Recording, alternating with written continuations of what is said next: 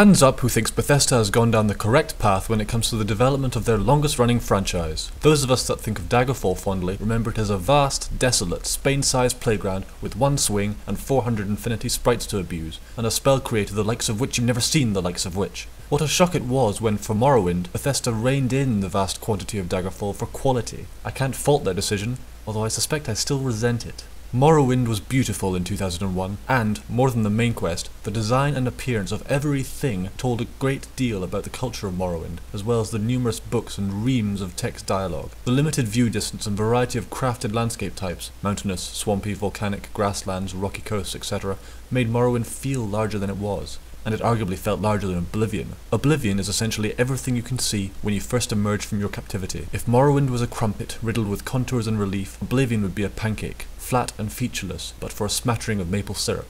Oblivion's aspirations to realism meant that it could only sensibly create grassy knolls and backdrop mountains, but was restricted from creating path-forming boundaries implemented so well within Morrowind. Oblivion reveals seams within its world simulation too. Morrowind neatly avoided the requirement for large battles, but Oblivion decides to announce the need to render multiple NPCs at once, and then fails to do so.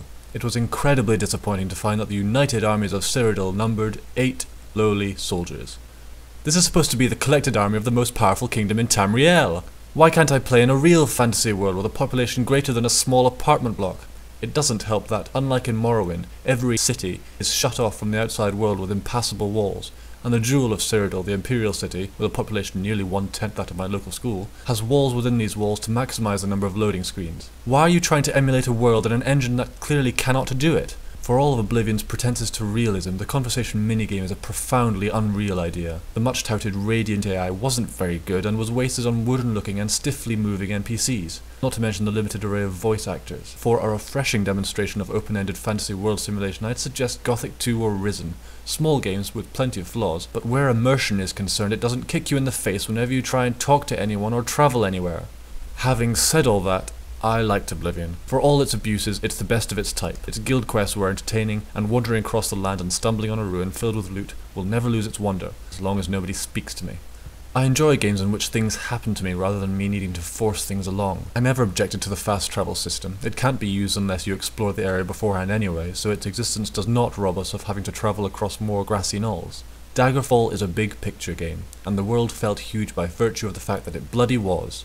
Cities were massive, you'd never explore every location, you'd never want to, but the point is that Daggerfall represented the beginnings of a proper-sized fantasy world simulation that only needed, I say only, a drastic amount of tweaking, rather than an overhaul of the essentials, which is what Morrowind was. Add several thick layers of quality randomized content, and the vast world illusion would eventually be achieved. Few paid attention to the main quest in Daggerfall, and those that did found it so bugged up the arse that it was, in my case at least, impossible to complete. But all its shoddiness, glitches and graphical shortcomings could be forgiven because of the prospect of freedom it represented.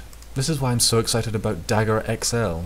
Daggerfall is being rewritten to be supported on modern computers, and the larger the fan base it achieves, the more layers of content we can together weave into the game's simulation. Fallout 3 is a good indication that Bethesda is learning to better harmonise realistic landscapes with texture and relief, and to handle NPC interaction without inadvertently screaming, "This isn't real, you are playing a game, don't become immersed."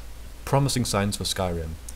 All we know about Skyrim so far is that the engine has been heavily modified from Fallout 3, combat is going to be better, and that we've lost 3 more skills. I'm happy that combat is improving as long as it's true. Dark Messiah of Might and Magic was quite kinetic and fun in its sword-wielding ways. I don't think that visceral combat and role-playing are mutually exclusive, and certainly not in the Elder Scrolls games, for which combat has been pivotal to its gameplay from the inception of Arena. But combat wasn't the biggest issue with Oblivion. I hope Bethesda don't try and blindside us by listing the new combat mechanics, but conveniently forgetting all the issues we raised with Oblivion. The poor story, the mundane landscapes, the dire NPC interaction, and the level scaling being the most prevalent complaints. I'm not usually that concerned with graphics, but the lack of environment shadows bugged me a little, conspicuously absent from Fallout 3 as well. Severance managed these in 2001, and Gothic 2 achieved it within a detailed fantasy world in 2003.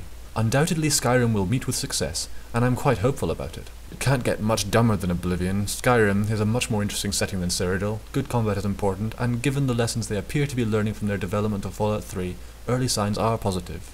The future's always bright when there are good games on the horizon. This is what I tell myself at any rate.